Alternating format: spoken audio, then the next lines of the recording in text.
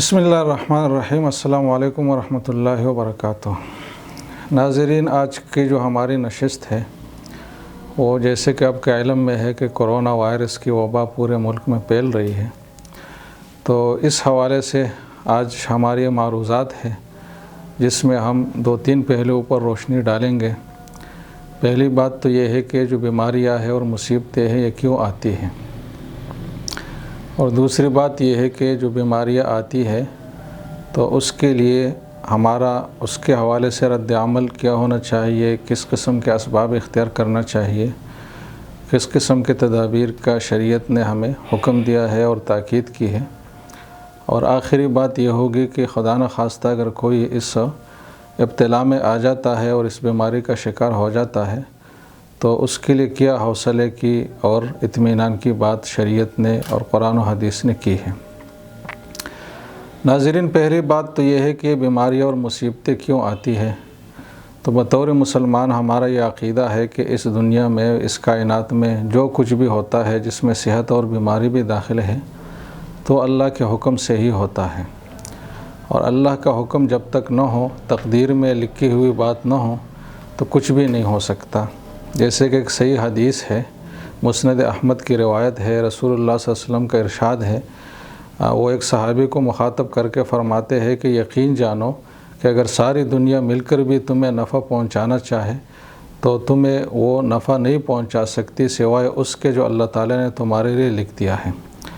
और अगर सारी दुनिया मिलकर तुम्हें नुकसान पहुंचाना चाहे तो भी वो तुम्हें नुकसान नहीं पहुंचा सकती सिवाय इसके जो अल्लाह ने तुम्हारे लिए लिख दिया है।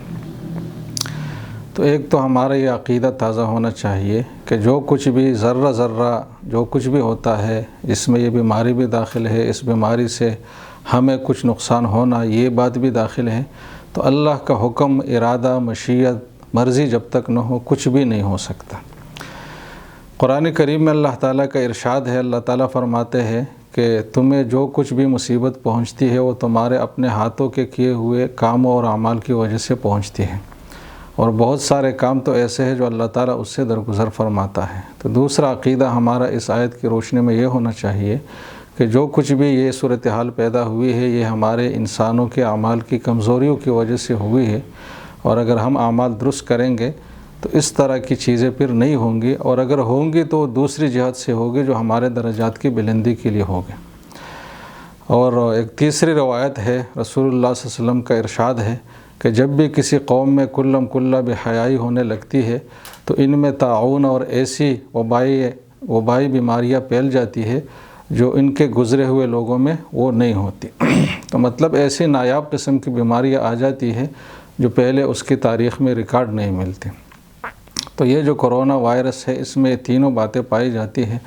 तो सबसे पहले हमें इस हवाले से अपनी ज़िंदगी को रिविज़िट करना चाहिए कि हमारे कौन से वो अमाल है जिसकी वजह से ये वबाएँ है, और सिर्फ हमारे नहीं पूरी इंसानियत के अमाल है। अब देख रहे हैं दुनिया में क्या जुल्म इस्तेहसाल नहीं हो रहा, क्या गरीबों के साथ जुल्म नहीं हो रहा, क्या मज़लूमीन की आहो बुकाए आपको हर तरफ से नहीं सुनाई दे रही। इंसानियत का कोई भी शोबा ऐसा नहीं है, कोई भी पहलू जो जुल्म से खाली हो। तो ये चीज़ें हैं जो हमारे इन चीज़ों के और इन जैसी वबाई अमराज के सबब बनते हैं। तो पहली बात तो ये हुई। दूसरी बात यह है कि मुसलमानों के लिए ख़ासकर इसमें क्या सबक है। तो नाज़रीन, एक रिवायत है, रसूलुल्लाह सल्लल्लाहु अलैहि वसल्लम का इरशाद है कि जब किसी मुसलमान मोमिन को कोई तकलीफ़ बीमारी हो जाती है और फिर अल्लाह ताला उसको शिफा अता फ़रमाता है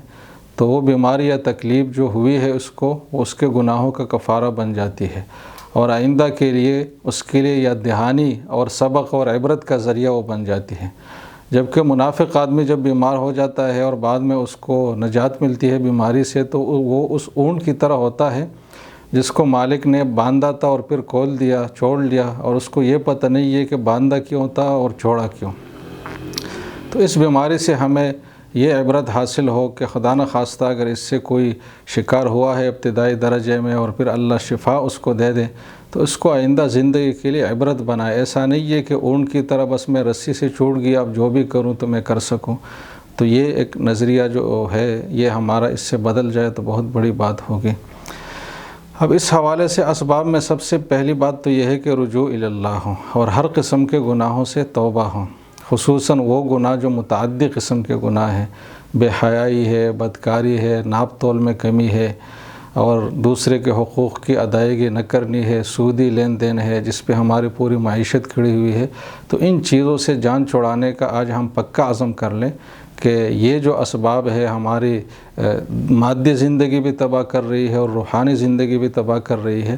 تو یہ چیزیں ہماری زندگی سے نکل جائے۔ ایک بہت بڑا سبق ہے جو ہمیں اس موقع پہ حاصل ہو سکتا ہے۔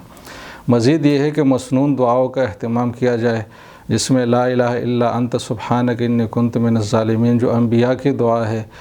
جس دعا کی برکت سے سمندر کی پیٹھ میں، اندھیروں میں اور ایسی صورت میں کہ کوئی بھی سہارا نہیں تھا مادی سہاروں میں سے، حضرت یونس علیہ السلام کو اللہ تعالیٰ نے اس دعا کی برکت سے نجات دی، تو ہماری یہ صورتحال تو اس سے بہت کم تر ہے، تو یہ دعا کیوں تاثیر نہیں کرے گی؟ اس طریقے سے جب گھر سے ہم نکلے تو بسم اللہ توکلت علی اللہ لا حول ولا قوت الا باللہ، اور صبح شام اس دعا کا معمول بنائے 3 بار، بسم اللہ الذی لا یضر مع اسمہ شیء فی الارض ولا فی السماء وهو السمیع العلیم۔ اور جب بھی ہمیں یاد آئے تو یہ دعا ہم پڑھے کہ اللہم انی اعوذ بک من الوباء والبلاء، یا اللہم ارفع عنا الوباء والبلاء، تو ان دعاؤں کا بھی ہم اہتمام کریں۔ مزید یہ ہے کہ صدقہ کی عادت بنائیں۔ صدقہ بہت بڑی چیز ہے، حدیث کے مطابق اللہ تعالیٰ کے غضب کو ٹھنڈا کرنے والی چیز ہے، اور وہ مصیبتیں جو نازل ہوئی ہے اس میں بھی مفید ہے اور جو نازل نہیں ہوئی اس میں بھی مفید ہے، تو صدقہ ایک بہت بڑا ہتھیار ہے جو اس کو ہم ان چیزوں کے خلاف اور اس جیسے امراض اور وبائی جو چیزیں ہیں ان کے خلاف بطور ہتھیار اس کو استعمال کر سکتے ہیں۔ اور صدقہ کا یہ مطلب نہیں کہ کوئی لاکھوں کروڑوں میں ہم خرچ کریں،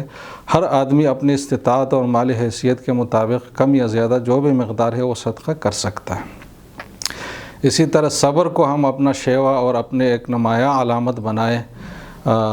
جو ایک حدیث ہے رسول اللہ صلی اللہ علیہ وسلم کا ارشاد ہے کہ جو بندہ کسی جانی یا مالی مصیبت میں مبتلا ہو اور کسی سے اس کا اظہار کیے بغیر اور شکوہ کیے بغیر اس پر صبر کرے تو اللہ تعالیٰ اس کو بخش دیں گے، تو اس پر بخشش کا وعدہ ہے۔ تو یہ چیز بھی ہم کر لیں کہ واویلا کرنے کی بجائے، پروپیگنڈے کرنے کی بجائے، بہت زیادہ خوف و ہراس کا ماحول پیدا کرنے کی بجائے ہم صبر کو اور دل کی مضبوطی کو اپنا شعار بنائیں۔ اس حوالے سے جو طبی تدابیر بتائی جاتی ہے مختلف قسم کی جو ہمارا موضوع نہیں ہے، تو ان کو بھی ہم اختیار کریں، اس لیے کہ جائز اسباب اور وسائل خصوصاً جب حکومت وقت اس کا حکم دے تو اس کا اختیار کرنا پھر ضروری ہو جاتا ہے، تو اس کا بھی ہم اہتمام کریں۔ اور آخر میں ناظرین بات یہ ہے، بہت ہی تسلی اور اطمینان والی بات، کہ وبائی امراض کا خدا نخواستہ اگر کوئی شکار ہو جاتا ہے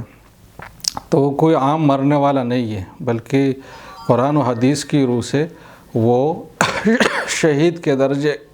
پانے والا آدمی ہے اور شہید کا ثواب اس کو ملتا ہے۔ جیسے کہ ایک حدیث ہے کہ جو شخص طاعون میں مبتلا ہو اور اپنے شہر میں صبر کرتے ہوئے اور ثواب کی امید کے ساتھ ٹھہرا رہے تو اس کو پھر وہی چیز پہنچ سکتی ہے جو اللہ نے اس کے لیے لکھی ہو، اور اگر ایسا شخص کی تقدیر میں اس کے لیے موت لکھا اور موت اس کو ملتی ہے تو ایسا شخص کے لیے شہید کا درجہ اللہ تعالیٰ لکھ دیتے ہیں۔ اور اس میں بڑی بات یہ ہے کہ شہید کا درجہ صرف اس شخص کو نہیں ملتا جو اس بیماری سے، جو وبائی بیماری ہے اس سے فوت ہو، بلکہ اس شہر میں جو بھی آدمی صبر کے ساتھ رہے اور اس عقیدہ توحید اور تقدیر کے ساتھ رہے تو اس کو جس بھی سبب سے موت ہو، تو محدثین نے بات فرمائی ہے کہ ان سب کے لیے شہید کا درجہ لکھا جاتا ہے جو آدمی اس نظریے کے ساتھ وہاں رہ رہا ہو۔ تو ہم مسلمانوں کو چاہیے کہ یہ جو کرونا وائرس کی صورتحال پیش آئی ہے، اس کے علاوہ جو بھی بیماریاں مستقبل میں پیش آتی ہے تو اس میں گھبرانے اور پریشان ہونے کی بجائے ہم احتیاطی تدابیر اور علاج معالجہ اور اس کے ساتھ مسنون دعائیں اور یہ جو 2-3 عقائد ہے اسلامی روح سے، ان کے استحضار کا ہم اہتمام کریں تو انشاءاللہ ایسی چیزیں ہمارے لیے زحمت کی بجائے نعمت ثابت ہوگی اور اللہ تعالیٰ کے قرب کا ذریعہ بنے گا۔ میں انہی باتوں پر اکتفا کرتا ہوں۔ والسلام علیکم ورحمۃ اللہ وبرکاتہ۔